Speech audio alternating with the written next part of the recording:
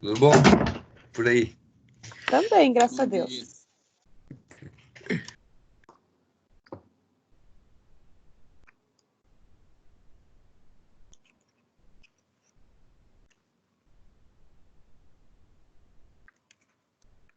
Esperar mais uns minutinhos, ver se mais alguém entra.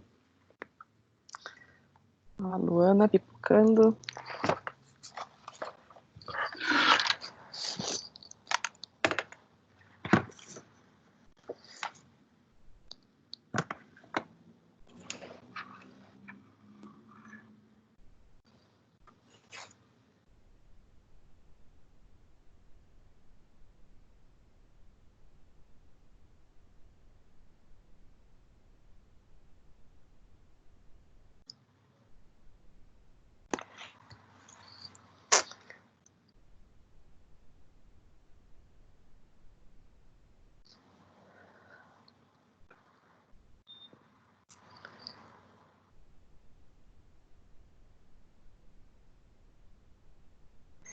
Gente, eu acabei de disponibilizar para vocês o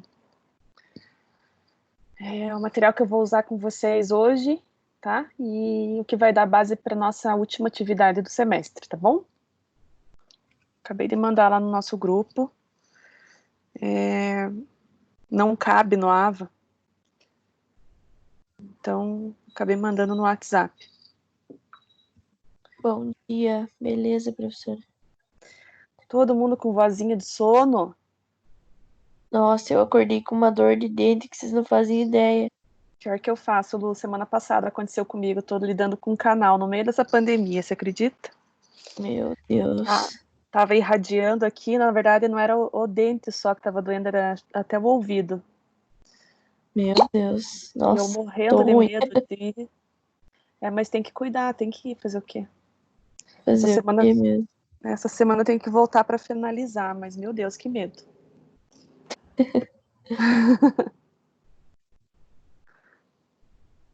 Você tá fazendo alguma compressa, algum bochecho, alguma coisa? Eu tô tomando Speedofen. Speedofen é bom. Diz que o bochecho com água e sal também faz bem. Vou fazer também. Você marcou dentista? Marquei, vai ser de tarde agora. Uhum. Ai, dente judia demais, né? A gente não aguenta ficar, né? Verdade.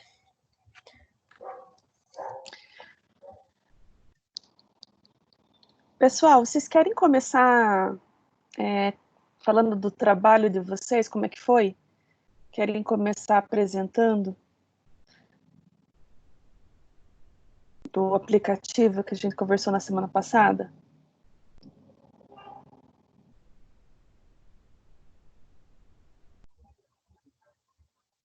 Eu tô esperando o Matheus entrar, ele que vai apresentar. Então tá. Então vamos fazer assim, vamos começar ao contrário. Eu vou começar dando contexto na aula e daí no finalzinho da aula vocês falam sobre essa atividade, tá bom? Não esqueçam de me mandar o link para eu poder avaliar vocês, tá? Manda o link do videozinho de vocês do YouTube no nosso grupo de WhatsApp, tá bom? Daí ali centraliza tudo, não deixo ninguém sem avaliar. Pessoal, eu vou compartilhar duas telas com vocês, uma na sequência da outra, porque eu acho importante falar um pouquinho sobre a dureza da água. E isso aqui ficou numa outra apresentação que eu já tinha, tá? Não quis misturar aqui.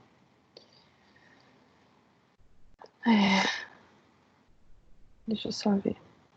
Vocês confirmam para mim se está aparecendo uma apresentação escrita formulações de herbicidas? Está. Sim. Sim? Tá. Gente, então aqui, ó, essa apresentação ela é bem curtinha, ó, ela tem 8 slides, até em outro momento eu vou juntar ela com alguma outra, que antes eu montava minhas apresentações por tema, tá? E eu acho que faz parte a gente passar por esse assunto, porque o assunto que a gente vai trabalhar na sequência é tecnologia de aplicação, tá? E para a gente entender tecnologia de aplicação, você vai precisar entender de cauda, né? Então, faz toda a diferença vocês passarem por esse assunto, tá? Bem, gente, então, assim, a formulação de um herbicida, ela é a etapa final da industrialização, né? Então, a formulação é o produto final, é aquele líquido que vai dentro do frasco, né? E dentro desse frasco não vai só o ingrediente ativo, né? O produto, ele não é puro. Se vocês olharem na bula, vocês vão ver que ele tem uma percentagem do produto em si, e o restante a bula relaciona como material inerte, né? Material inerte seria material de enchimento. O que é efetivamente esse material inerte, a gente não sabe, tá? Mas o fato é que esse inerte não tem ação, né? Ele só, entre aspas, engrossa a calda, tá? O que a gente sabe também é que às vezes nós temos o mesmo ingrediente ativo que ele é formulado de forma diferente. E essa formulação pode ter a ver com se ele vai ser, por exemplo, líquido ou em pó, tá? Acontece com o glifosato, por exemplo, né? Bem, então o ingrediente ativo ele é o composto com atividade biológica e os inertes são outros compostos químicos adicionados na formulação, né? Eu posso ter já na formulação, ou eu posso ter que acrescentar determinados adjuvantes na minha calda para que eu tenha uma efetividade de aplicação. A gente vai falar isso na segunda apresentação, tá? E apesar de eu estar trazendo o tema adjuvantes lá também, aqui eu faço só uma relação dos tipos de adjuvantes. Lá a gente vai discutir mais sobre isso, tá? Então, existe uma categoria muito grande de adjuvantes, então adjuvante não é tudo a mesma coisa, porque cada um vai ter uma finalidade diferente, eles têm uma performance diferente, né? Então, dentro do grupo adjuvantes, eu tenho emulsificantes, dispersantes, espessantes, solventes, molhantes, quelatizantes, tamponantes, corantes, adesivos e surfactantes, tá? Então, como o nome de alguns já são bem sugestivos do que eles realmente efetivam, né? Dispersante que vai dispersar a gota, espessante que vai quebrar a tensão superficial, ela fica mais espessa, né? Solvente que vai ajudar a diluir o produto na água, né? Então, são coisas desse jeito, né? Quelatizante vai ter a ver com questões voltadas à água também, a quelatos que estejam presentes, né? Enfim. Então, aí justifica a sequência do assunto que a gente vai abordar agora, tá? Então, gente, a água, ela é o principal veículo, tá, de aplicação. O que significa veículo? Que ele vai levar o produto de um lugar para outro, né? Então, não são 100% das aplicações que acontecem em água, mas é a grande maioria. Se vocês lembrarem uma aula para trás, eu falava para vocês que existe a possibilidade de você aplicar herbicida em óleo, que é usado em alguns manejos florestais, né? Mas ela é uma percentagem muito pequena, então a gente entende que realmente herbicida é aplicado pela água, né? O veículo é a água, né? Então ele com certeza o mais importante e indispensável, pelo menos até agora, tá?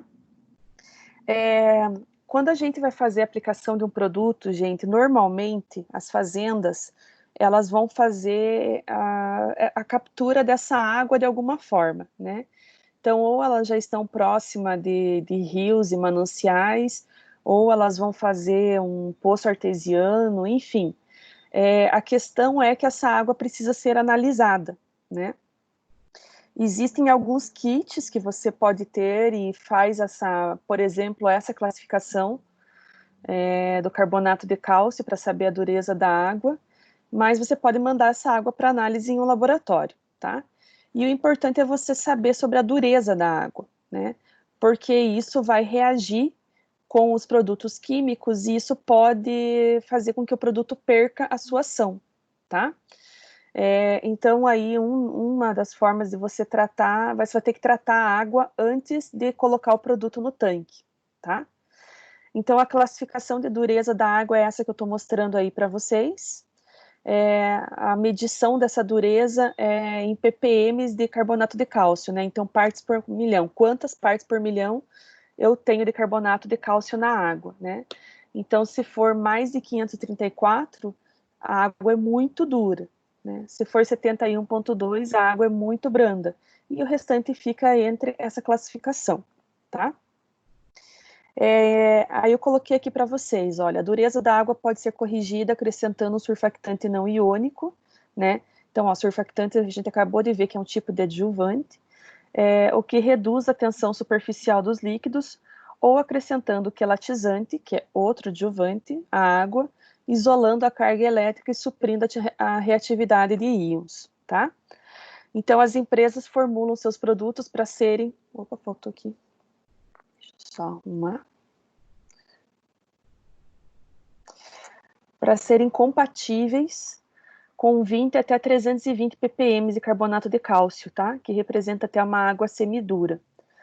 Então, outro fator importante é o pH, onde as caldas fitossanitárias apresentam mais estabilidade numa faixa de pH ali entre 6 e 6,5, tá? Então, assim, gente, conhecendo essas características, entenda que as formulações, elas já tentam, assim, se defender desses problemas, mas se extrapolar isso, a gente tem que usar adjuvante, tá? E aí, aqui a gente fecha isso entendendo que os produtos não são todos iguais, né? A formulação não é a mesma. A formulação vai ser sempre de acordo, gente, com a melhor dissolução daquele ingrediente ativo dentro da calda, né? Então, é a parte química da indústria de herbicida que faz esse tipo de testes, e aí eles colocam no mercado a melhor condição possível, tá? Ou alternativas, como eu falei para vocês, o glifosato é o exemplo que eu me lembro, que ele tem formulação WG, que é um pó, e também tem concentrado emulsionável, por exemplo, que é líquido, né? Mas assim, olhando todas as descrições, vocês podem ter qualquer uma dessas alternativas, né? Pó molhável, pó solúvel, grânulos dispersíveis em água, formações granuladas, pellets ou pastilhas, soluções, concentrado emulsionável, suspensão concentrada, emulsão concentrada, suspa-emulsão ou microemulsão, tá?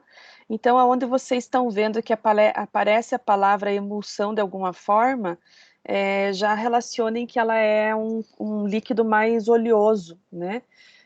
Então, aí, com certeza, você vai ter que fazer o uso de adjuvante para melhorar essa homogeneização da amostra, tá? E aí a gente vai dar origem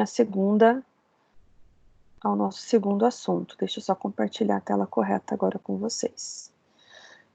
Vocês confirmam para mim se mudou a apresentação, gente? Está aparecendo a tecnologia de aplicação para vocês? Sim. Sim? Então tá bom. Pessoal, se vocês forem tendo dúvida, vão perguntando, tá bom? Bem, então vamos lá. Tecnologia de aplicação. A gente se faz algumas perguntas, gente, para ter certeza que a gente vai estar fazendo a coisa correta e que a gente tem noção do que está fazendo, tá? Então, eu coloquei 3 delas para nortear um bate-papo aqui, né? Primeiro, qual que é o alvo biológico que precisa ser controlado? Né? Então, no nosso caso, a gente sabe que o alvo é a planta daninha. Mas em que estágio que ela está, né? Você quer atingir a planta daninha no solo, você quer atingir uma planta daninha plântula, você quer atingir a planta daninha entre a cultura, você quer atingir a planta daninha em área de pousio, né? São condições diferentes. Qual que é o tratamento mais adequado, né? Então, assim, o herbicida que você escolheu, você levou essas características em consideração, né? Porque o que a tecnologia de aplicação vai fazer é potencializar todos os efeitos que a gente conhece, né? E por último, se a gente tem noção de como realizar uma aplicação eficaz, né? De quantos parâmetros estão envolvidos dentro desse contexto, tá? Então, o restante da apresentação vai nos levar a responder essas perguntinhas, tá? por que disso, gente? Por que falar de tecnologia de aplicação? E entenda assim, lógico que ela está dentro do nosso contexto de plantas daninhas, né, de herbicidas, mas ela é um assunto que vocês podem levar para uso de fungicidas e para uso de inseticidas, só atendendo mesmo a questão do alvo, tá? Até por sinal, essa apresentação eu montei com base numa publicação da Embrapa sobre tecnologia de aplicação de herbicidas e no manual de uso de agroquímico, tá? E ele é bem generalista, é um material da Andef, tá? Então, enfim, gente, então uma aplicação errada de produtos químicos, ela é sinônimo de prejuízo, tá? Pois além de gerar desperdício da cauda, ela aumenta consideravelmente os riscos de contaminação das pessoas e do ambiente. Então a gente tem que pensar assim, pessoal, se você escolheu usar um químico e você tem base no alvo, você tem que fazer aquele químico chegar no alvo. Qualquer gota que você perca é produto que não está chegando no alvo, né? Então, além de você realmente não conseguir ter um controle efetivo a campo, vocês vão entender no contexto dos demais slides que essa gota, se chegar no solo, ela pode ficar no solo e continuar lá. A gente já falou sobre essa questão de meia-vida no solo, já falamos isso em outras aulas atrás. Ela pode atingir lençol freático, dependendo da distância, né, de solo, de quanto de profundidade está esse lençol freático, e ela pode ficar dispersa pelo ar, o que, além de poder dar problemas de deriva, que a gente também vai falar hoje, com relação aos seus vizinhos, ou a outras glebas que você tenha na tua propriedade, ela ainda pode realmente ficar no ar e aí causar problemas respiratórios, né? Então, além de um prejuízo, ela realmente é grave, tá? Bem, então, de uma forma geral, até 70% dos produtos pulverizados nas lavouras podem ser perdidos por escorrimento, deriva descontrolada e má aplicação. Gente, perceba que 70% é muita coisa. Imagine você colocando 100 litros dentro de um pulverizador e só chegar a 30 na planta, tá? Então, esses 70% que falta, depois a gente vai ficar se preocupando se isso é resistência, por exemplo, tá? E entenda que esses 70% que a literatura traz aqui para nós é erro de aplicação, tá?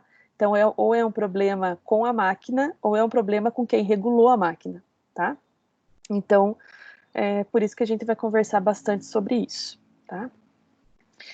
Bem, gente, daí dentro de tecnologia de aplicação vem dois temas à tona, né, que é eficiência e eficácia, tá? Eles não são sinônimos. Então, eu estou trazendo uma explicação para vocês aqui, e eu queria que vocês confirmassem daí para mim se isso ficou claro para vocês, tá?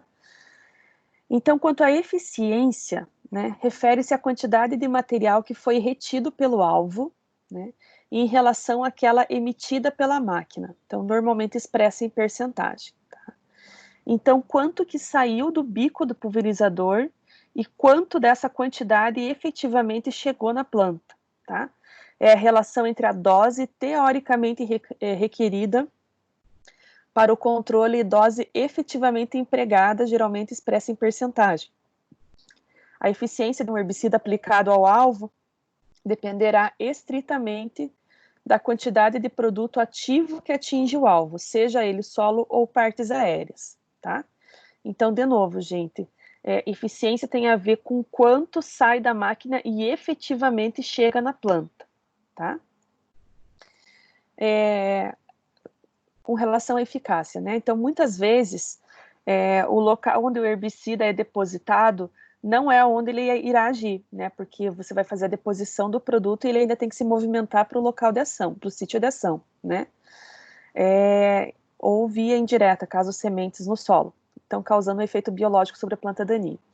Então, a relação entre o efeito biológico do produto e a quantidade de produto que atingiu o alvo é definida como eficácia de aplicação, tá? Então, retomando, gente, eficiência tem a ver com quanto de produto sai do bico de pulverizador e atinge o alvo, tá? Então, para saber se a aplicação foi eficiente. Eficácia tem a ver com o quanto que o produto é eficaz dentro da planta, agindo como herbicida. Isso ficou claro para vocês? Sim. Obrigada, Lu. Bem, então seguindo, né? A tecnologia consiste, gente, a tecnologia de aplicação, né, consiste na aplicação dos conhecimentos científicos de um determinado processo produtivo, né? Então, dessa forma, entende-se que tecnologia de aplicação de produtos fitossanitários é o emprego de todos os conhecimentos científicos que proporcionam a correta colocação do produto biologicamente ativo no alvo, numa quantidade necessária, né, conhecida, de forma econômica, com o mínimo de contaminação com outras áreas, né? Porque aí o herbicida é muito mais grave que o inseticida e o herbicida, né? Porque ele pode detonar uma lavoura vizinha. Então, assim, por que esse assunto aparece no final do nosso semestre, gente? Porque ele entende que a gente já conhece todos os outros conceitos. Você já sabe como que uma planta daninha funciona, você já sabe os tipos, você já sabe se são C3, C4 ou CAN, você já sabe se elas se reproduzem por sementes ou dissímbolos, você já sabe do comportamento assincrônico, você já sabe se ela tem alguma característica de dormência, você já sabe a relação dela com as culturas, né? Você já sabe quais são as formas de manejo. E aí, se você determina o manejo químico, você tem que saber usá-lo de uma maneira estritamente correta e econômica, tá? Porque a gente estava fazendo uma atividade que ela é muito poética, mas ela tem que gerar dinheiro, né? Ok que nós estamos aqui para matar a fome da humanidade, mas a gente não vai fazer isso de graça, né? Esse é o nosso negócio. Então, a gente tem que usar a tecnologia de maneira muito controlada para que a gente consiga ter lucro. Porque se a gente comprar tudo que tem para vender e tentar aplicar tudo na nossa cultura, vocês vão ver que não sobra dinheiro no final, tá? Então, a gente tem que saber fazer essas escolhas, tá? Bem, gente, daí os manuais trazem uma diferença sobre alguns termos que a gente passa a usar muito dentro desse contexto, né? Que é pulverização e aplicação, que também não é a mesma coisa, né? Então, pulverização é o processo físico-mecânico, né, de transformação de uma substância líquida em partículas ou gotas. Então, gente, esse é um processo que vai acontecer dentro do pulverizador, né?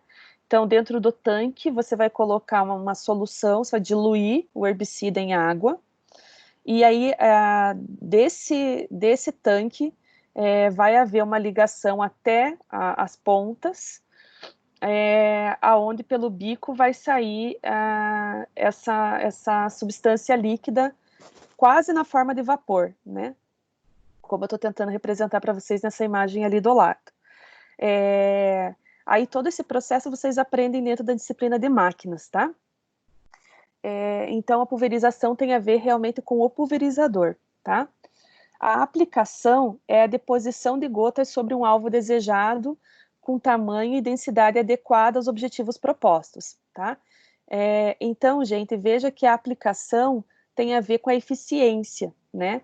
Que é a responsabilidade, digamos assim, do momento que as gotas saem da ponta ali do bico e que elas conseguem efetivamente atingir o alvo, tá?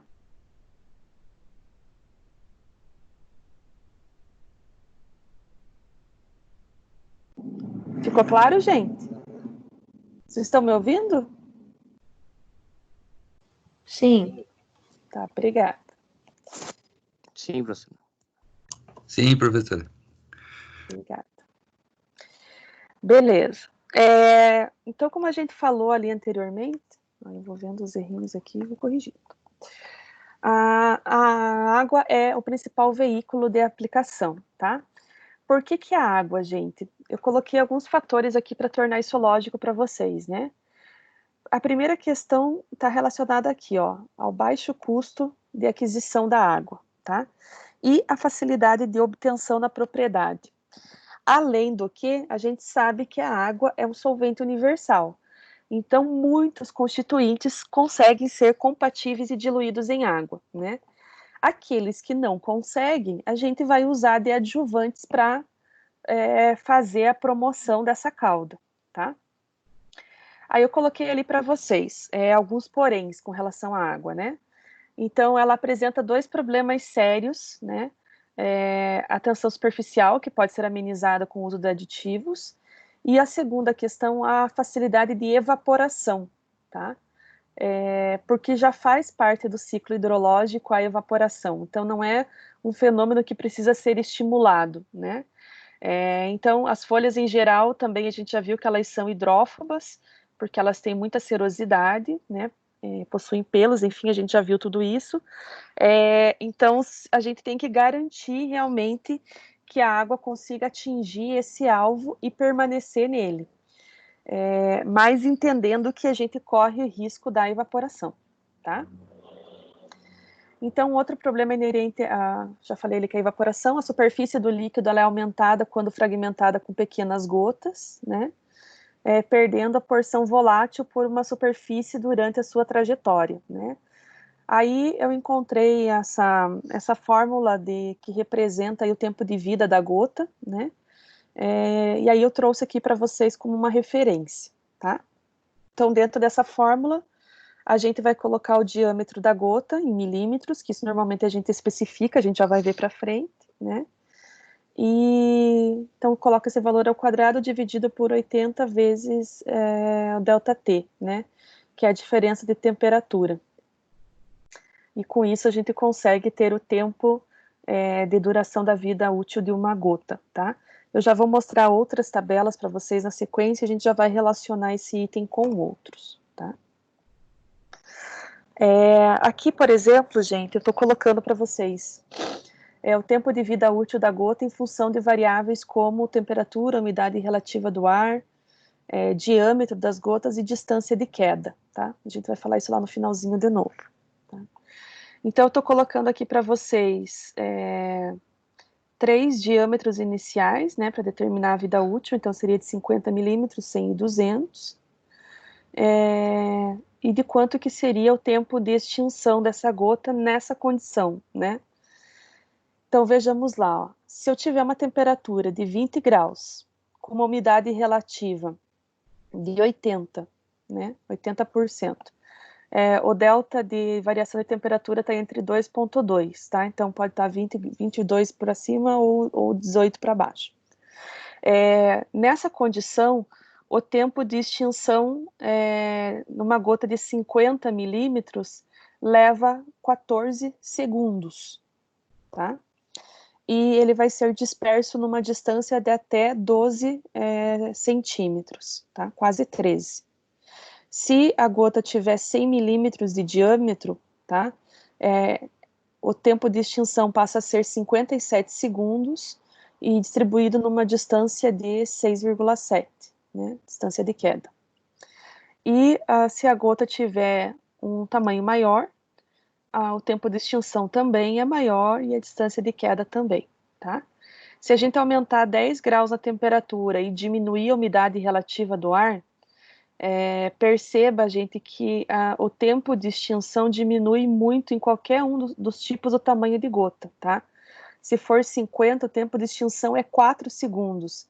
Então, vocês imaginam que em 4 segundos consegue a gota sair da ponta do pulverizador e atingir a cultura? Principalmente se a planta daninha estiver próximo do solo, não dá tempo, a gota vai evaporar mais cedo, tá? Vai evaporar muito rápido. Então, ali significa que você vai perder todo o teu produto. Nada vai chegar na planta. Ficou clara essa informação para vocês?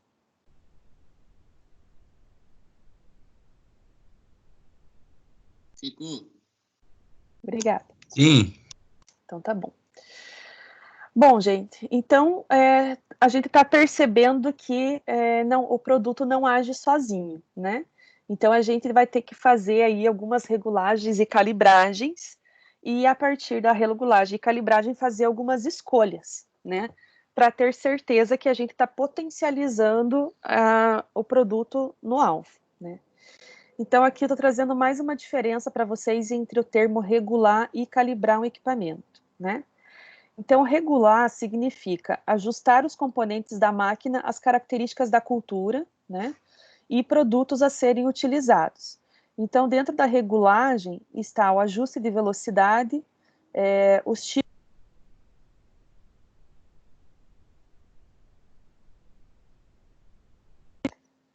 tipos de ponta, o espaçamento entre bicos e a altura da barra, né?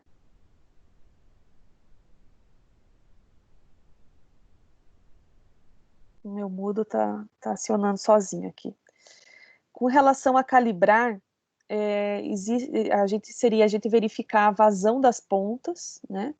E determinar o volume de aplicação e a quantidade de produto a ser colocado no tanque efetivamente, tá? Bem, então aqui, gente, eu trouxe a relação de adjuvantes para vocês aqui com texto um pouquinho maior, para conseguir trazer mais exemplos para vocês, né? Mas nada que a gente já não comentou ali anteriormente, tá? Aqui é mais para vocês estudarem ou terem uma base mesmo.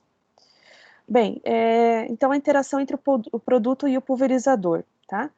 Então essa interação demanda entre a relação do alvo a ser atingido, né? Então a gota até o alvo, as características do produto, da máquina, com o momento de aplicação.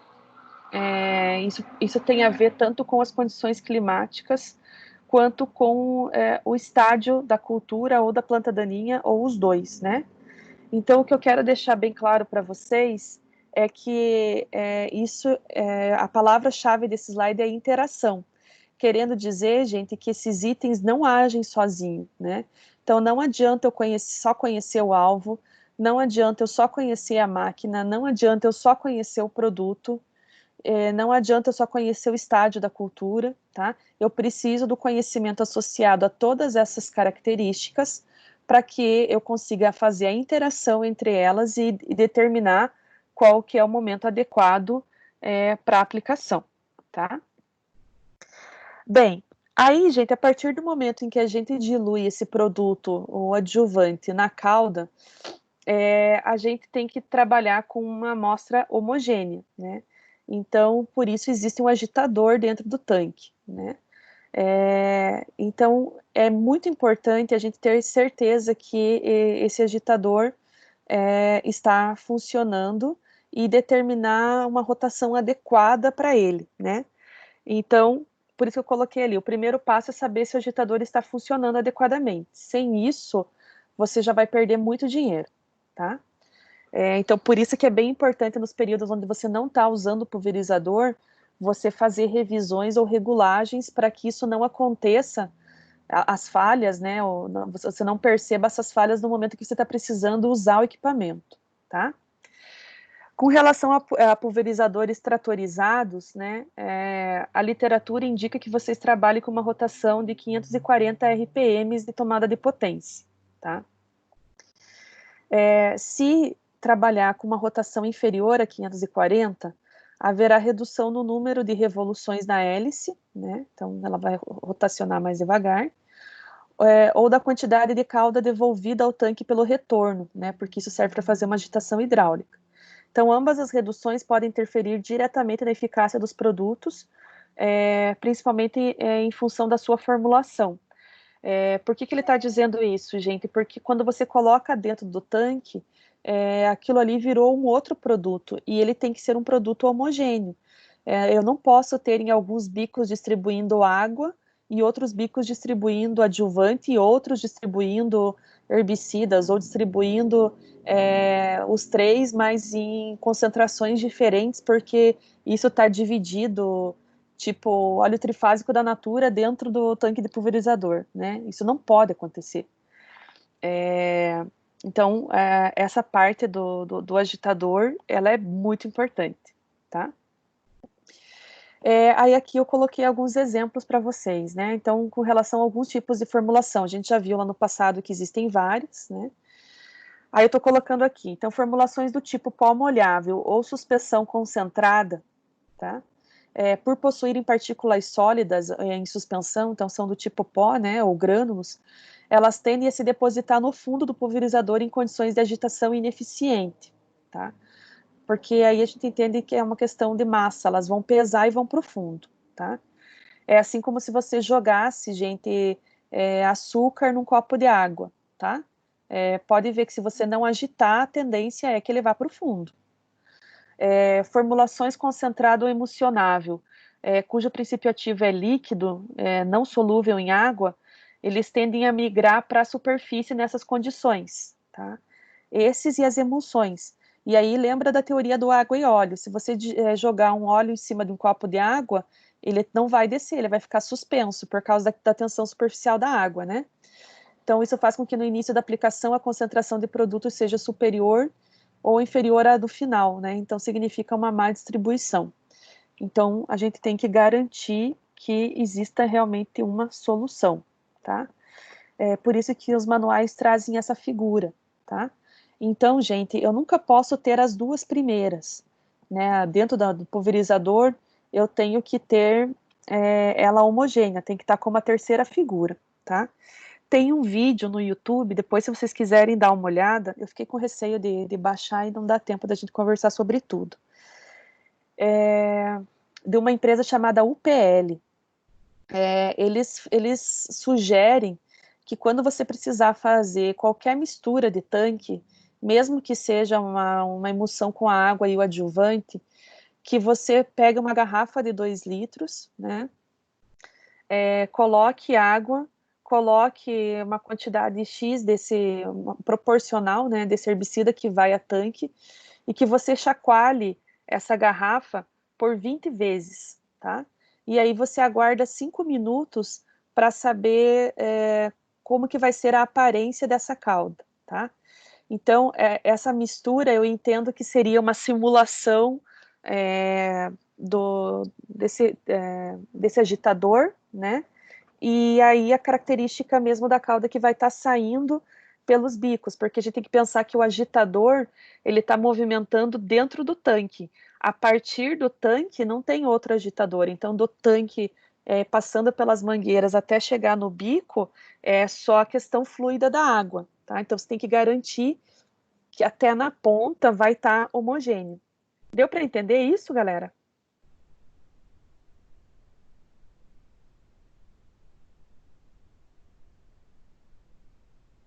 Deu até, Deu, professor. professor. Eu sim, professora. Tá. A UPL tem esse vídeo aí por causa do mancozeb, né? Que é muito. O povo não sabe misturar o mancozeb no tanque, por isso que dá muito cagado. É bem bacaninha, tá? Só que ele era compridinho, então achei que qualquer coisa vocês dão uma olhadinha lá, tá bom? Daí só não esquece, gente, porque assim, ó, nesse contexto de aula, eles não abordaram a limpeza correta dos frascos e a destinação, né? Então, se você pega uma garrafa de PET, né, com certeza vai ser uma garrafa de refrigerante. Então, gente, vocês têm que fazer a tríplice lavagem igual, tem que furar igual, né, inutilizar a garrafa, e você tenta descartar junto com as embalagens de agroquímico, tá? Porque aí vai junto tudo lá para a mesma logística reversa, porque você não tem aonde descartar corretamente essa garrafa depois, e não Mas eles reutiliza. não pegam, professora. Não pegam? Garrafa PET, não pegam. Mas daí aonde que você descarta? Eles só pegam embalagem. Que horror! Então tem que incinerar. Tem que entregar essa garrafa, então, para tipo Ponta Grossa Ambiental. Mas tem que separar, gente, porque se pegam vocês com isso, pode dar uma multa bem grave, tá? E Deus me livre alguém se contaminar com isso. Aí junta e tenta entregar na Ponta Grossa Ambiental e pede para incinerar. Certo? Professora, Oi. mas assim, na forma da lei, por exemplo, você só pode ser multado, por exemplo, se eles fornecem o meio de você fazer o método certo, né? Igual as embalagens corretas de herbicida. Eles têm um lugar para destinar, se você não destinar, você leva uma multa, você não consegue comprar, você não consegue tudo, né? Agora, que nem essa da garrafa PET, não tem um lugar certo para destinar, então como é que eles podem multar você, assim, você entendeu, professor? Igual o porte de arma branca. Você pode andar com arma branca, mas é porque não tem um porte para arma branca, você entendeu? Johnny, mas depois que você usou essa garrafa, você vai jogar ela onde? Não, eu não vou jogar assim, mas a senhora está entendendo? É difícil. Não, mas Não, né? não é, mas é que é isso que eu tô falando para você. Você não vai poder reutilizar ela mais de uma vez, porque vai ficar produto impregnado nela. A garrafa não foi feita para isso, né? Sim. Uma embalagem de PET é completamente diferente de uma embalagem de agroquímico. Só que daí, se você for mandar lá no ambiental, lá, eles vão querer, eles cobram para fazer a Lógico, incineração, né? mas lógico E que daí você cobra. acha que o produtor vai pagar, né? Mas, É en- mas, en- difícil. mas então não faça a prática, porque você vai descartar errado. E se você descartar errado, você vai descartar no lixo comum. E se você descartar no lixo comum, você está poluindo o meio ambiente e esse produto pode parar através do churume em lençol freático. E você vai beber água com esse conteúdo. Então aí É, está a ilegalidade. é mais fácil fazer naqueles copos dosador, então, que é próprio para isso. Sim. Só que no copo dosador Isso você mesmo. não tem, no copo dosador você não tem como Ah, inverter, que tá. né? É. Daí você vai ter que ficar mexendo, né? Que é uma alternativa, tá? Enfim, gente, por que eu estou mencionando isso? Porque realmente existem muitos casos de entupimento de bico, muitos, tá? E às vezes é simplesmente o uso do adjuvante errado, né? Mas enfim, o que eu quero dizer para vocês? Que a gente passou aí um semestre estudando ciência de plantas daninhas e entendemos que o herbicida é uma das ferramentas, mas é a ferramenta mais utilizada. Não adianta todo o conhecimento que a gente teve até agora para chegar agora a gente botar tudo a perder, tá entendendo? Então, assim, não é que botou no tanque vai dar certo. A nossa missão só termina na hora que a gota chega na planta, tá? Aí é com a planta. Então, a gente ainda tem que trabalhar forte nesse sentido, tá? Bem, outro item que vai fazer parte dessa nossa responsabilidade, gente, é a escolha dos filtros corretos, tá? Então, justamente pela formulação do produto, existem malhas diferentes de filtro, e a malha tem a ver com o quanto que tamanho que é esse buraquinho que existe entre um e outro, tá?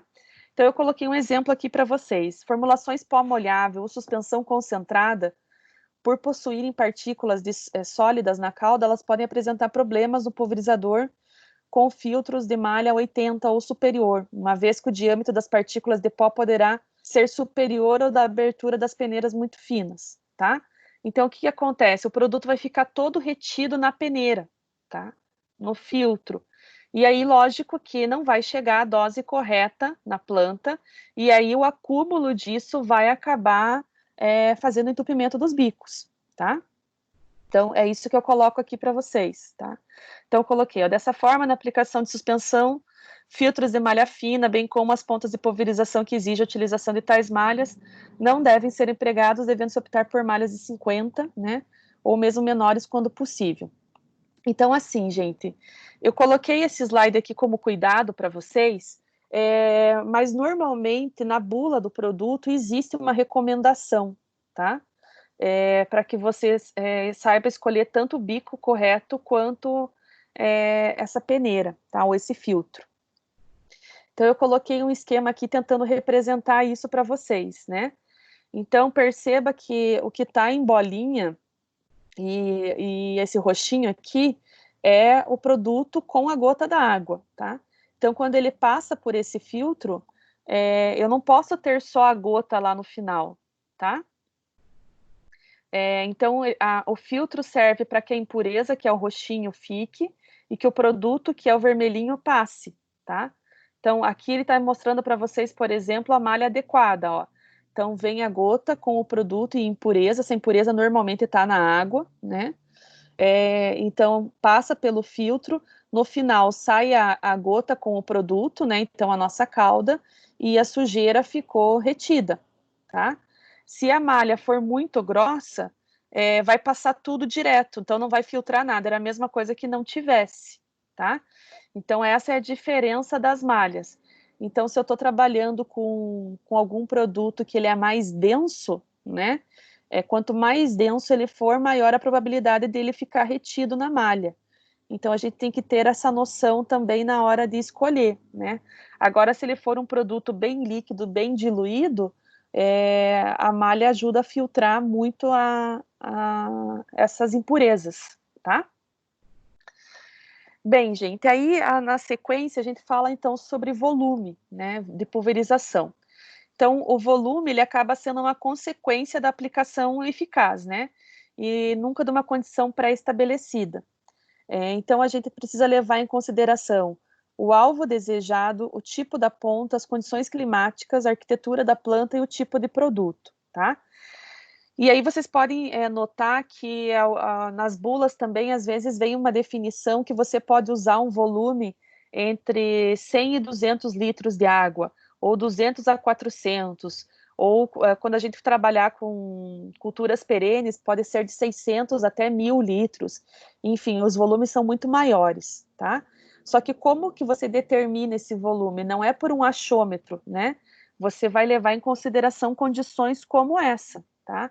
E aí você vai fazer uma relação do quanto daquele produto está diluído dentro desse volume de água e quanto desse volume precisa chegar na ponta, né? Então você faz contas para conseguir chegar nesse valor final, tá? Então aqui eu coloquei para vocês, por exemplo, uma tabela que determina as classes de volume, né? Então, os volumes podem ser definidos como alto, médio, baixo, muito baixo ou ultra baixo, né? E, então, lógico, eles têm a ver com o volume por hectare, né? Então, sobre as culturas de campo, que a gente chama de grandes culturas, pode variar de 5 litros até 600, mais de 600, e para as arbóreas, percebam que o volume é bem maior, tá?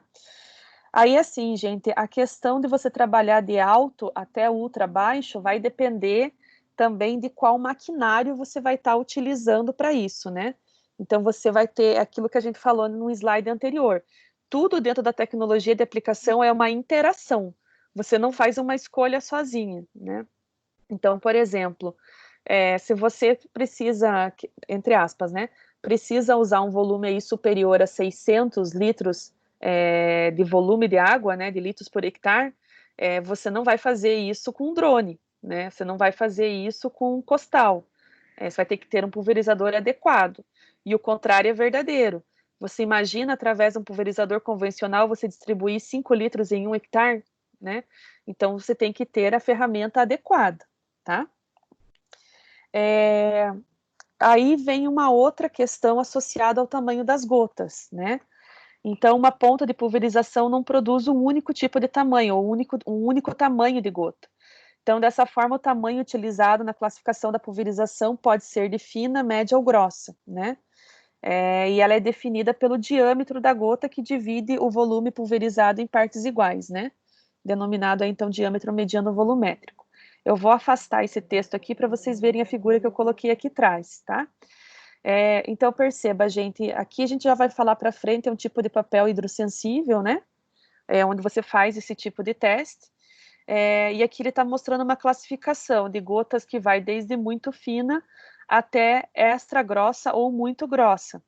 Mas eu queria que vocês prestassem atenção para ver que mesmo na classificação, se a gente olhar aqui no extremo, muito grossa, ela é muito grossa porque ela vai possuir gotas desse tamanho, tá?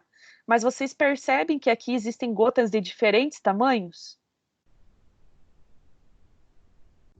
Sim. Sim? Em cada uma delas, tá? A questão é que na muito fina, você não vai ter gotas grandes, tá? Então, por isso que você tem uma... Professora, Oi. só querendo muito grossa e extra grossa, eu já fiz um experimento desse. Ali, às vezes, as gotas finas podem ser os respingos das grossas que caiu, entende? Aham, era aí que eu ia chegar, tá? Então, perceba que quando você está trabalhando com fina e muito fina, existe uma homogeneidade do tamanho dessa gota, né? Só que tem os poréns, a gente já vai conversar sobre isso, né? Com a gota média, a maior parte dos produtos é definida nessa categoria aqui, tá? Porque é o que se entende que você não vai ter os prejuízos da gota fina, que tem a ver com a evaporação, né? E nem com essa questão da gota grossa ou muito grossa, que ela está associada, por exemplo, a produtos que você garante a sistemicidade, né? Porque, assim, se o produto for de contato, gente, você tem que garantir que o maior número do tecido seja atingido, né? Então, se eu estivesse usando um produto de contato com gotas grossas ou muito grossa, e a folha fosse esse papel amarelo, percebam que aonde está amarelo não foi atingido pelo herbicida, né? Então, isso vai diminuir a eficiência. Agora, se o produto for sistêmico, ele vai circular na planta da forma que a gente já estudou, né? Então, a gente não perde tanto. Então, só voltando à condição que a gente tem que estudar todo o contexto, tá? E é isso que o Matheus falou, pode ser uma verdade, tá? Porque a gota, assim como a gota de chuva tem erosão no solo, a gota de água que sai do pulverizador e atinge a superfície da folha, ela não vem deslizando como um tobogã, né, gente? Ela vai bater na folha. Então, na hora dela bater, ela pode quebrar essa gota. Então, pode haver respingos, né? Isso vai depender do tamanho, do volume, do peso da gota. São outras características que a gente leva em consideração, tá? Beleza.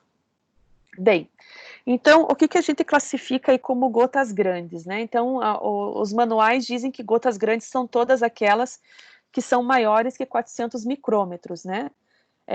Com relação a elas são menos arrastadas pela deriva, né? E apresentam menores problemas com evaporação no trajeto da ponta ao alvo, né? Então, por outro lado, proporcionam menor cobertura da superfície a ser tratada, por centímetro quadrado, né? Então, possuem baixa capacidade de penetração na cultura e elevam a possibilidade de escorrimento nas folhas, né? Então, aí a gente está vendo, a gente já estudou essas características associadas ao produto anteriormente, né? Se vocês tiverem dúvida, falem, mas a gente já conversou sobre isso, né? Com relação às gotas médias, elas são as gotas que possuem entre 200 e 400 micrômetros, né? Então, possuem características intermediárias entre as grandes e as pequenas, e se não houver qualquer interação na bula qualquer indicação, desculpa, com a bula do produto, você deve utilizar esse tamanho de gota, tá? Ele é o mais eficiente. É o que vai diminuir o erro. E aí, as gotas pequenas são aquelas menores que 200 micrômetros, né? Então, são as mais arrastadas pela deriva e apresentam grandes problemas com relação à evaporação, né? Elas podem ter um tempo de vida útil muito pequeno, né? Então, porém, elas proporcionam uma cobertura de alvo mais eficiente com relação a gotas por centímetro quadrado, né? E também alta capacidade de penetração, é muito mais fácil para a planta absorver, justamente por causa do tamanho. E também reduz possibilidades de escorrimento, né? Então, veja que a questão dos prós e contras das gotas grandes são completamente opostas, né? E aí a gota média acaba fazendo um meio de campo, tá? Aqui do lado eu coloquei uma figura também tentando representar isso para vocês, tá? É lógico que essa gota grande aqui, ela tá ultra extra grande, né? Mas é mais para representar para vocês aí, não o diâmetro da gota em si, mas a parte de tecido que vai ser comprometido por ela, né? Bem, com relação às pontas, né? Então, habitualmente o termo bico de pulverização é utilizado como sinônimo de ponta, entretanto, também são diferentes, né? O bico é composto por todo o conjunto das suas estruturas de fixação, então ele é o corpo, né? A plástico, a peneira, a ponta e a capa, enquanto que a ponta corresponde ao componente do bico responsável pela formação de gotas, tá? Então, coloquei uma imagem ali do lado para vocês, tá? Aqui, gente, tem um slide mostrando característica dessas gotas, né? Então, desde gotas grandes, passando por médias e pequenas até muito pequenas. E, então, ele faz um dimensionamento aqui. É lógico que é um desenho esquemático, né? É difícil a gente dimensionar isso por foto, tá? Quando a gente está no campo e está testando, você até tem uma percepção visual, mas em foto é difícil de evidenciar, tá? E aí, como que ele vai ser distribuído na planta, tá?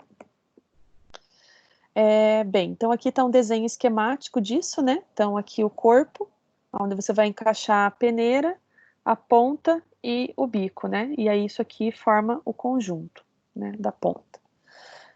Então as pontas hidráulicas, normalmente elas têm 3 funções, que é determinar a vazão, né? Que é a função, está em função do tamanho do orifício que vai ter aqui. Características do líquido e da pressão do trator, né?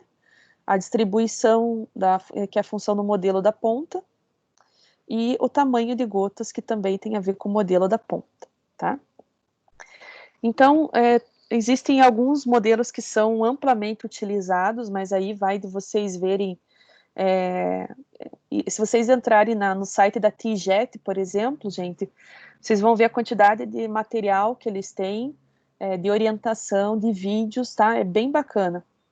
Sugiro como complementação da aula e como pós-aula que vocês entrem no site e deem uma especulada, tá?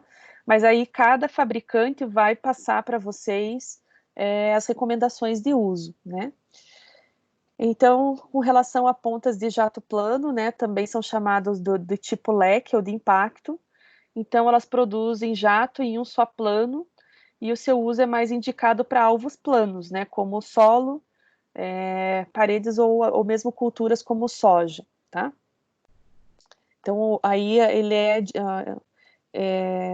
passa o pulverizador e aí cada ponta vai ter esse tipo leque. Vocês vão ver num slide futuro que existe uma sobreposição nessa ponta, porque a quantidade da concentração de produtos aqui ela é menor do que nas pontas, por isso que existe uma sobreposição para ficar homogênea, e o tipo leque ele vai só depositando o produto na superfície, tá? Por isso que ele fala de jato plano, tá? As pontas do jato plano tipo leque podem ainda ser subdivididas em padrão, uniforme, baixa pressão, redutora de deriva, por injeção de ar e por leque duplo, tá? Aí também, gente, cada uma delas, além de estar, eu coloquei aqui uma breve explicação para vocês, mas existe uma recomendação aí voltada àquelas características que a gente já conversou, tá? Passando pelo produto, pela cultura, pela distância do alvo, tá? E aqui eu coloquei o desenho esquemático, então, dessas pontas, para que vocês, se vocês nunca viram, que vocês consigam, pelo menos imaginar, tá? Se a gente estivesse na fazenda escola, a gente conseguiria dar uma olhadinha lá no que a fazenda proporciona, não seria uma aula difícil da gente realizar presencialmente, tá?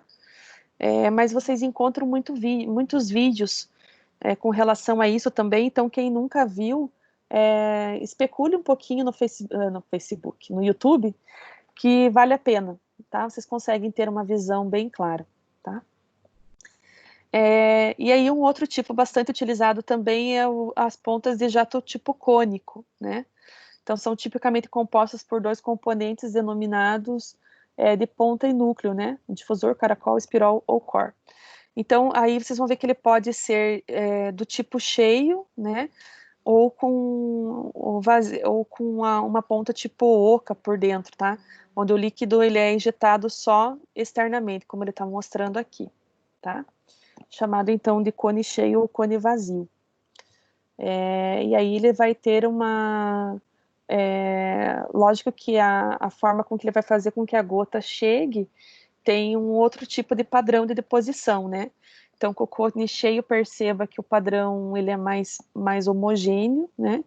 E se o cone for vazio, ele vai concentrar nas pontas e o meio vai receber menos produto, tá? Bem, aqui a gente já comentou, tá?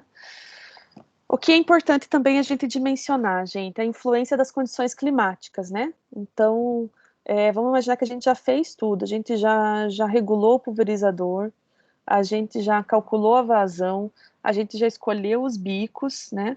A gente já vai ver que tem alguns testes para serem feitos, mas enfim, para a gente saber se a gente faz aplicação ou não, a gente precisa fazer no timing da cultura, né? A gente já viu lá as questões voltadas ao período crítico, que não pode haver competição de plantas daninhas. A gente já falou sobre os estádios fenológicos da cultura e da planta daninha, mas a gente sabe que o clima também ele pode favorecer ou boicotar uma aplicação, né? Então eu coloquei para vocês ali, ó, durante a aplicação, alguns fatores podem determinar a interrupção da pulverização, né? Então, por exemplo, correntes de vento muito forte podem arrastar as gotas numa maior ou menor distância em função do seu tamanho. não precisa nem dizer que com chuva a gente não pode aplicar, né? A temperatura e principalmente a umidade relativa do ar também contribuem para a evaporação rápida das gotas. A gente já viu isso ali no slide anterior, né? Então, as condições limites para uma pulverização, elas estão em torno de 55% de umidade relativa do ar, velocidade do vento de 3 a 10 quilômetros e temperatura abaixo de 30, tá? Se a umidade do ar, gente, tiver inferior a isso, a gota vai evaporar muito mais rápido, tá? E se a temperatura tiver 30 graus, então nem se fala, superior a 30, né? Quer dizer que vai estar aquele bafo muito quente. Então é muito difícil da gota realmente conseguir atingir o alvo, tá? E a questão do vento, a gente sabe que sem vento não dá para aplicar, porque fica aquela camada de ar parada na planta, que é chamada de camada limítrofe, né? E se os ventos forem superiores a 10 km, eles nunca vão chegar no teu alvo, você vai pulverizar a gleba do lado ou a área do teu vizinho, mas na tua lavoura você não vai pulverizar, tá? Porque o vento vai carrear essas partículas, tá?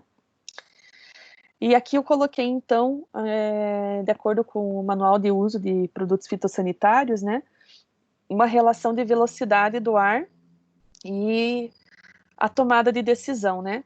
Então, a primeira coluna fala sobre as diferentes velocidades, sobre a descrição, né, do vento, os sinais, como que a gente evidencia isso visualmente, né? Então, a gente sabe que o vento está a 2 km por hora, por exemplo, como a gente relaciona quando a fumaça de uma queimada ela está subindo horizontalmente, né? Aliás, desculpa, verticalmente. Quando a fumaça é inclinada, então tendendo à horizontal, quer dizer que o ar está quase calmo, né?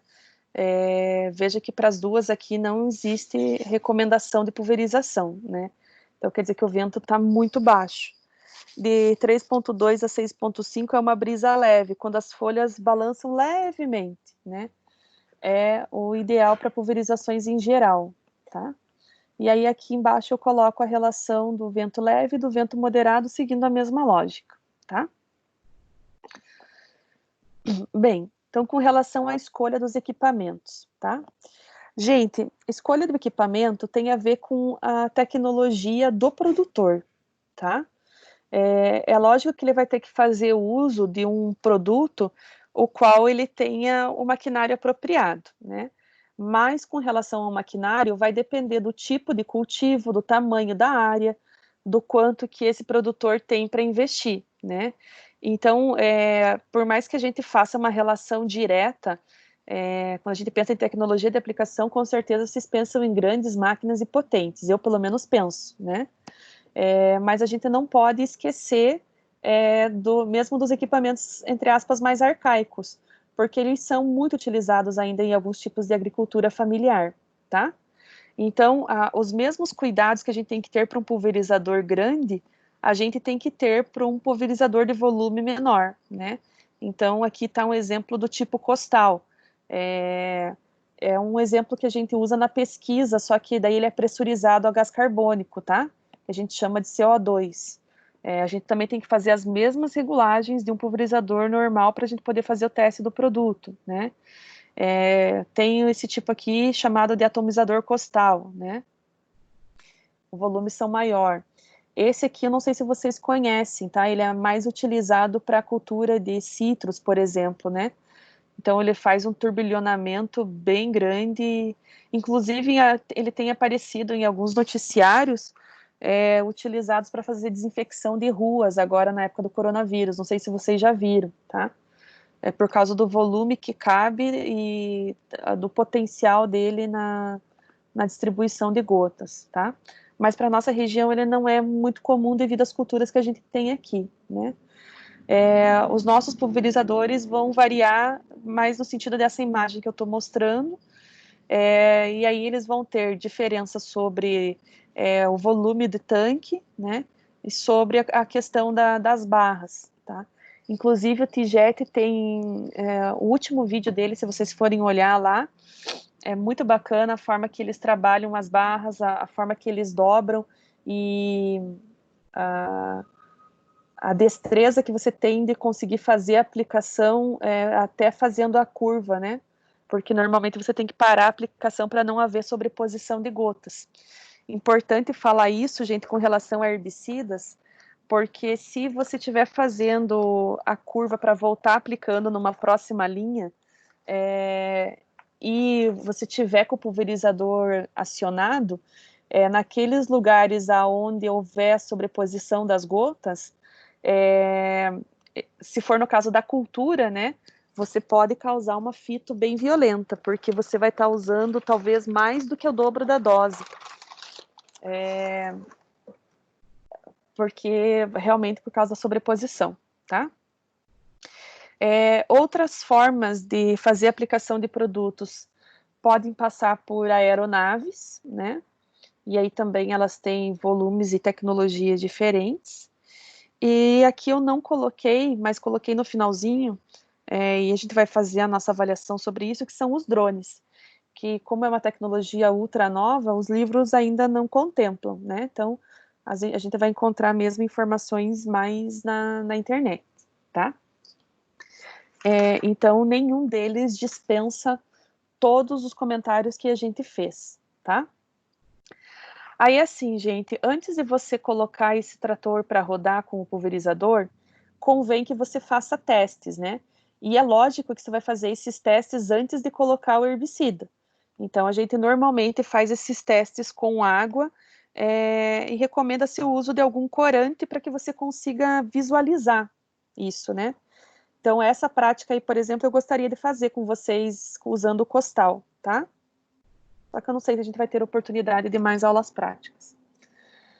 Enfim, gente, então como que a gente faz essa calibração? Você vai determinar uma área conhecida, um volume conhecido de água, e aí você sabe qual que é a prescrição daquele produto. Você tem que jogar tantos litros por hectare. Então, você vai fazer a relação do hectare dentro dessa medida, né?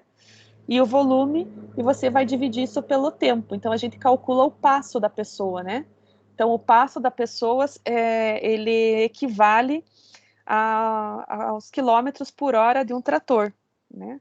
E aí a gente faz a distribuição nesses 10 metros, e com isso a pessoa fica, entre aspas, com esse passo calibrado, e aí ela vai fazer uma aplicação mais homogênea. Só que se ela andar mais rápido ou andar mais devagar, a dose vai estar errada, né? Então, isso é um risco que a gente corre, porque, por exemplo, quando o pulverizador tá cheio, ele fica mais pesado nas costas, e aí normalmente a pessoa anda um pouco mais devagar. Quando o pulverizador já está da metade para o final, ele fica mais leve, e aí corre o risco do aplicador andar mais rápido, e aí a dose é alterada, tá? Então, por isso que essa questão de calibrar o passo é muito importante, tá? E sem falar, logicamente, gente, de um EPI completíssimo, né? Porque aí você não tem realmente proteção nenhuma, você fica totalmente vulnerável a que esse produto atinja a tua pele, tá? Aí, dependendo das culturas, gente, vai existir situações diferentes, né? Então, isso aqui é um tipo de pulverização que a gente chama de semi-mecanizado, porque vai haver o trabalho do pulverizador, mas a aplicação é feita por um homem, né? Por um aplicador. Então, também está vamos dizer assim, é uma dupla responsabilidade. A da máquina em entregar um volume homogeneizado, né? E da pessoa em fazer a distribuição na planta desse volume, né? Então, também convém que se faça uma calibragem aí, distribuindo o produto numa distância conhecida, a lógica é sempre a mesma, tá? Se for com trator, que aí é o mais comum, né? Você também vai trabalhar um volume conhecido. Então, aqui, normalmente, ou se for num barracão, às vezes as pessoas já têm um traço colorido no chão, né? Ou você puxa uma trena, né? Ou faz isso numa bordadura, enfim, cada um tem um jeito de fazer, tá? Então, o ideal é que você só entre aqui no 0 metros, né, no início, quando a barra tiver com os bicos todos saindo líquido homogêneo, né? Então, você não vai acionar aqui. Quando entrar aqui, você já está com o líquido saindo corretamente, tá? E homogeneamente. Enfim. E aí, complementar, gente, a essa distribuição por hectare, tem a vazão de cada bico, tá? E aí que existe essa questão voltada aos copos dosadores, que o Matheus até comentou, né?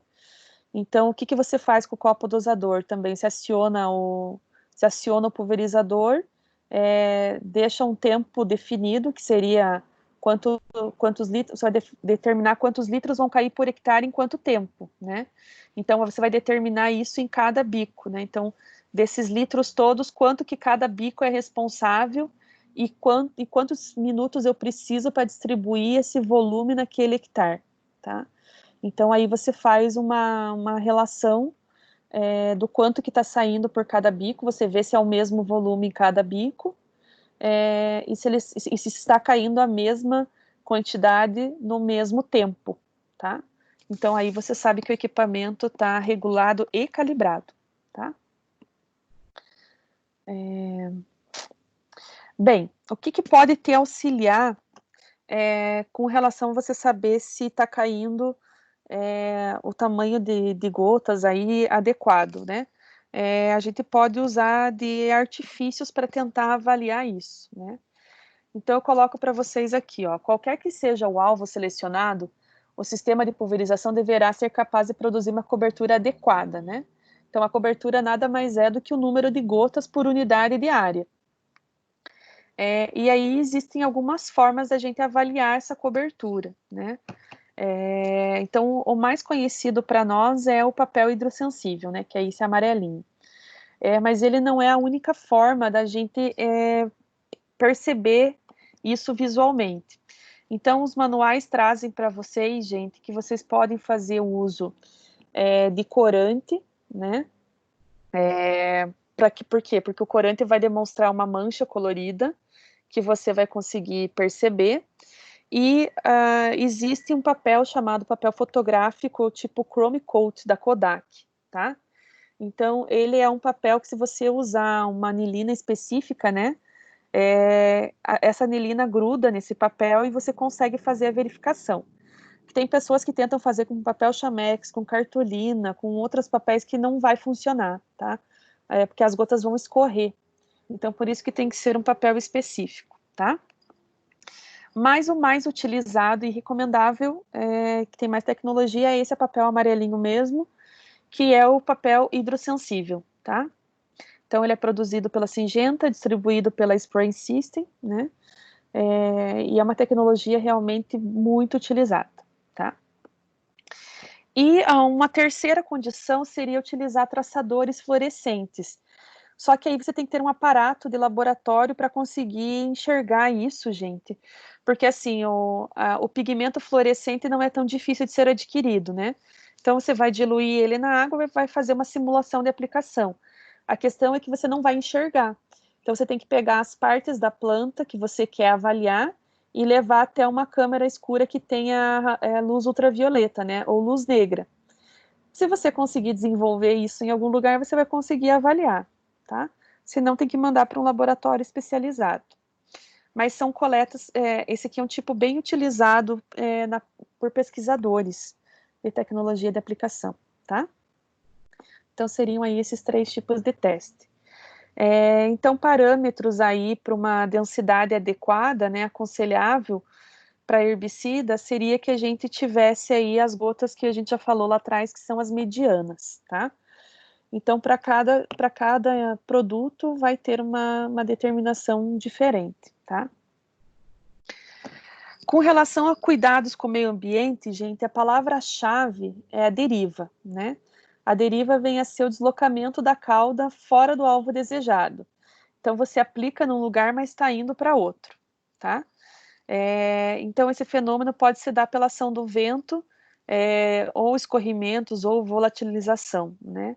O mais comum que a gente associa é o vento, mas realmente ele não é o único, né? mas a deriva significa contaminação, né? Ou de outras áreas, ou de outras culturas, ou propriamente do aplicador, né? E ela também potencializa aí os insucessos das aplicações, né? Então, esse aqui é um esquema que denota os tipos de deriva, né? Então, perceba que aqui ele está mostrando a evaporação pensa que a gota d'água nunca vai evaporar sozinho, o produto vai volatilizar também, porque a água é o veículo, sem ele o produto não chega na planta. Tem a questão do vento carrear essa gota para locais diferentes, e tem duas outras terminologias chamadas exoderiva e endoderiva, tá? Então, eu trago aqui para vocês. Essas perdas internas, que é uma perda dentro da área cultivada, são denominadas de endoderivas, né? Então, elas estão muito ligadas a aplicações de altos volumes e gotas grandes que geralmente ultrapassam a capacidade máxima de retenção das folhas. E aí elas vão acabar escorrendo, né? O deslocamento de gotas fora da área da cultura causada pela ação do vento e da evaporação da água usada na preparação de calda, principalmente com tamanhos muito menores de gotas, é chamada de exoderiva, né? Então, esse tipo de perda externa é um dos principais responsáveis por prejuízos causados a outras culturas sensíveis pela contaminação ambiental. Então, essa exoderiva é essa que a gente acaba estragando, às vezes, a cultura aí do nosso vizinho, tá? E as causas de deriva, gente, elas estão associadas, logicamente, ao tamanho da gota, a gente já falou isso, com gotas muito pequenas, elas são mais carreadas tranquilamente. Eu deixei um textinho aqui para vocês, mas ele está repetido do que a gente já falou, só para vocês estudarem. Ela está relacionada, como a gente já viu no desenho ali, com relação à evaporação, né? Então, muitas gotas evaporam-se nesse trajeto entre o bico e o alvo. Tem a relação de correntes de ar, né? Que também é um outro fator. Aqui eu coloquei 2 desenhos esquemáticos, porque correntes de ar também não é uma coisa tão simples, né? Ela não é de um jeito só. Eu posso ter correntes de ar diferentes com relação a épocas do ano, né? Então, as correntes de ar podem ser na vertical, podem ser na horizontal, pode ter uma relação com ar quente, com ar frio, e ar quente e ar frio têm espessuras diferentes, né? Então, também ele vai deixar o ar mais denso para o impacto dessas gotas. Nesse slide aqui, gente, eu encontrei uma relação entre o tamanho de gotas e as vantagens e desvantagens de cada tamanho de gota. Então, por mais que a gente já tenha falado delas, mas eu achei que aqui reuniu toda a informação. Então, achei interessante trazer para vocês, tá? Aqui tem um outro desenho esquemático também relacionado com a deriva, né? Que são formas de você perder o produto, né, gente? Então, você pode perder ele por fotodegradação, por volatilização, que a gente já viu, que são aqueles produtos que normalmente eles têm que ser incorporados para não ser perdidos dessa forma. A gente tem produtos que são absorvidos, ok, mas a gente tem deriva pelo vento. Se eu perder produtos para o solo e houver precipitação e declive, pode ter um escoamento superficial, né? Pode haver a degradação química das moléculas, que a gente já viu lá que é o período de meia-vida dos produtos, né? Eles podem ficar dissolvidos no solo, porque eles são produtos químicos e o solo é cheio de cátions e ânions, né? Pode haver a degradação biológica, ou eles podem ser lixiviados para o lençol freático. Então, esse esquema aqui, ele representa, de alguma forma, as formas de você perder o produto, né? Então, tem que pensar assim, que você fez um cálculo para que esse produto aqui caísse na planta. E pense que tudo isso aqui pode estar acontecendo, né? Então, quanto efetivamente do que saiu do bico vai chegar na folha, tá? E daí aqui, gente, eu trago um desenho, né, um esquema, mostrando para vocês uma relação de temperatura versus umidade relativa, né? Então, enfatizando para vocês as temperaturas, as condições ambientais limite, né? A literatura ainda cita que normalmente a gente tem essas condições entre 10 horas e 16 horas. Então, que aí a recomendação de você não fazer a aplicação, porque ela vai estar em condições extremas, né?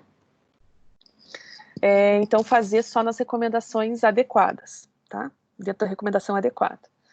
E aqui, então, ele faz uma relação de umidade relativa versus a temperatura, né? Contando de 15 até 35 graus, né? Então, cada temperatura vai ter o seu ponto extremo também de umidade relativa para volatizar a gota, né? Então, aonde tá vermelho é uma situação extremamente desfavorável, né? Então, seria umidades aí de 10% aí a qualquer temperatura, de 20% a partir de 22 graus, né? E assim por diante. Em amarelo, perdas significativas de eficiência. Então, você está colocando a operação em risco, né? E aonde está verdinho seriam as condições ideais, né?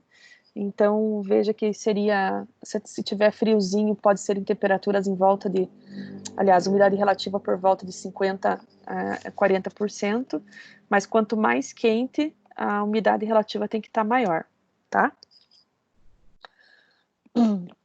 Esse aqui é o desenho esquemático que eu falava para vocês com relação a esse comprimento, né? Como você está passando com a máquina, ela não está parada em cima da planta, vai existir um trajeto da gota, né? Então, a gota ela não cai de maneira vertical, ela vai ser carreada pelo vento, né? Então, existe uma distância que essa gota também tem habilidade de percorrer, né? E sem falar que isso tem a ver com a distância da fonte de aplicação, né? Nesse exemplo aqui, ele está dimensionando 3 metros, porque pode ser a dimensão de um avião, por exemplo, tá? Faz a adaptação desse cálculo para o tipo de aplicador que a gente estiver utilizando, né? Então, normalmente, de barras de pulverização são 50 centímetros do alvo, 30 centímetros, e aí você faz a relação desse cálculo dos ventos, tá? Aqui, com relação ao tempo de vida útil, a gente já comentou, né? O tempo de vida da gota também. Aqui, gente, eu trouxe para vocês mais um exemplo, né? De tipos voltados lá às pontas, né?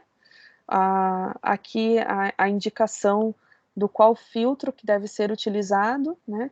E a tabela de vazão para você saber quanto que vai estar caindo em litros por minuto, né? E aqui a pressão que você vai estar trabalhando, tá? Enfim, acho que as informações principais são essas, tá?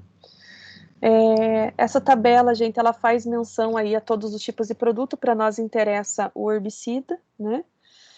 Então, qual que seriam os tipos de bico ideal? Vai ter a ver com o momento da aplicação e o tipo do produto, né?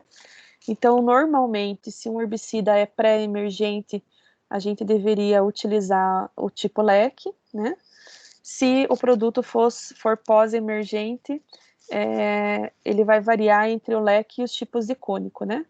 Então, se for de contato leque ou cônico cheio, para ter uma melhor, espalhar melhor, né? Ou se ele for sistêmico, pode ser qualquer um deles, tá? Sendo que os cônicos são os melhores. Com relação à densidade mínima de gotas depositadas, para a gente ter certeza que o produto vai atingir o alvo, seria mais ou menos essa relação, né? Então, por isso que no papel hidrossensível a gente não quer só ver o tamanho da gota, mas a gente conta quantas gotas estão caindo e daí faz uma relação de área, né? Aqui tem mais um exemplo para vocês que dimensiona aqui, né, em 1 litro por hectare, dependendo do diâmetro das gotas, quantas gotas isso significa, né? Então, lógico que quanto menor o diâmetro, maior o número de gotas, tá?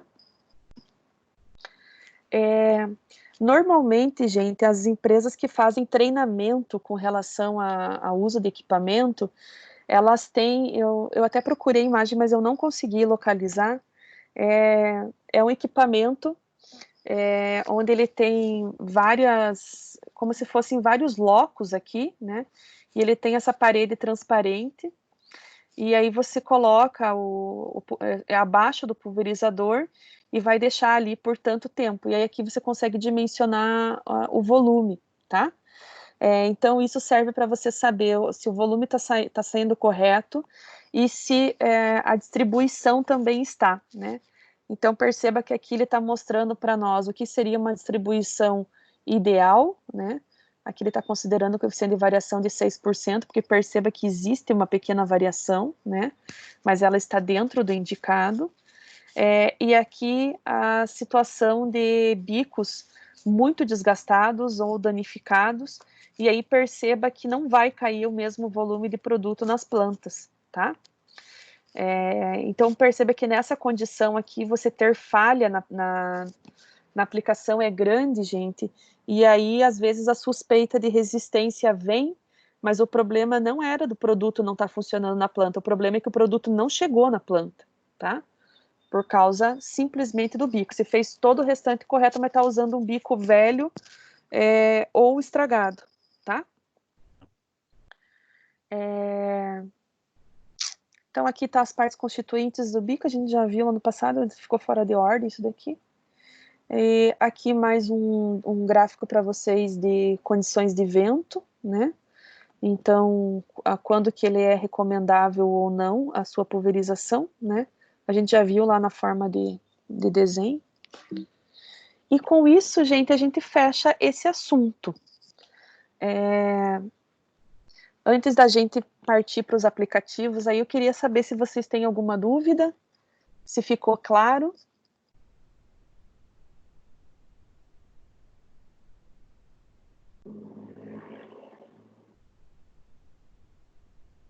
Para mim ficou claro, tô acostumado com isso, né, professor? Para mim tá tranquilo também. Então tá bom. Façam certo, gente, por favor. Pessoal, então assim, ó, eu queria que vocês mandassem para mim os links dos aplicativos que vocês fizeram, tá? Queria que vocês fizessem um breve comentário para mim aqui e queria passar a última atividade do semestre para vocês. A gente ainda tem 2 semanas de aula, são controles eu vou falar sobre o controle de plantas daninhas em culturas específicas, né? Então, a gente vai falar numa semana de culturas anuais e na outra de perenes. Mas eu acho que com esse assunto a gente termina aí a nossa jornada avaliativa, tá? Aí fica só a prova para frente, que ainda não tem informações de como que ela vai acontecer, tá? Então, gente, eu mandei para vocês aí no grupo do WhatsApp, agorinha de manhã, as apresentações para vocês terem, e mandei também um artigo sobre drone. Vocês receberam? Sim. Então, tá bom. Então, o que eu quero que vocês façam, gente? Eu gostaria que vocês lessem esse artigo, tá? E que ele seja uma pontinha do iceberg. Então, vocês podem fazer com relação a ele, como podem fazer nova busca, né? Eu quero que vocês mandem uma atividade para mim por e-mail, tá? Vocês têm até uma semana para me entregar. Eu quero que vocês redigam um texto com prós e contras do uso de drone na aplicação de herbicidas. Tá? Pode ser um trabalhinho bem simples? Pode. Eu quero prós e contras. É isso que eu não quero nenhuma encheção de linguiça. Eu quero saber o porquê que pode ser bom e e aonde que pode ser ruim ou perigoso, tá? Beleza. Deu para entender? Sim. Então tá bom. Bom, gente, então com relação ao conteúdo, eu ministrei e eu queria ouvir de vocês aí o que vocês pensaram com relação aos aplicativos. Professora, eu ainda não consegui postar o vídeo, ele fica só carregando e não vai. Então vamos fazer assim, gente. Tenho mais tempo aí para carregar, mas me mandem ainda hoje, por favor, porque eu preciso postar essa nota, tá? Mandem o link no grupo da turma, porque daí assim todo mundo tem acesso a essa informação. Pode ser? Sim. Pode ser para todo mundo? Pode sim. Johnny, Lohan? Quem mais que tá aqui? Pode. Lori, Tranquilo, professor? Rafa, Gil, Vitor. Pode ser? Pode ser, professor. Então tá jóia. Então eu fico aguardando o link no grupo para eu poder avaliar. E acho que com relação à atividade não ficou dúvida para a próxima semana, né? Não. Então tá jóia. Gente, então Professora, mas obrigada por. Oi, O artigo envia onde? no meu e-mail? Ah, no e-mail? Tá bom. Obrigado, professor. Nada, eu que agradeço. Tá bom? Até semana que vem, então, pessoal. Até. Até, professora. Obrigado. Bom dia, eu que agradeço.